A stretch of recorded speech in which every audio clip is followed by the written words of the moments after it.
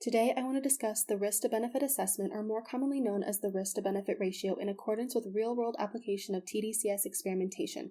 The risk-to-benefit assessment is how researchers balance potential risk a participant in their study may face compared to the potential benefits to science or society the study's results may yield.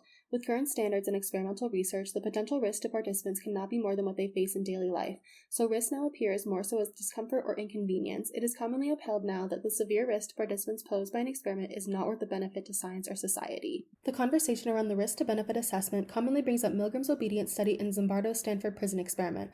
I won't go into much detail about these studies, but they definitely pose a good argument as to why the risk-to-benefit ratio is necessary when creating experiments.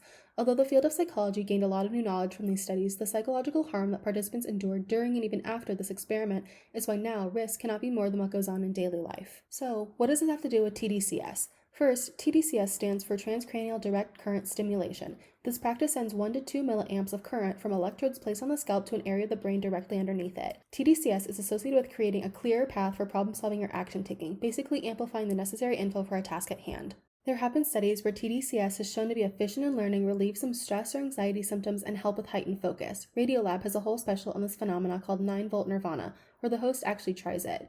And while the official research fits the standards for the risk-to-benefit assessment, the at-home DIY tDCS that is becoming more popular poses a whole new realm of challenges to the risk-to-benefit assessment.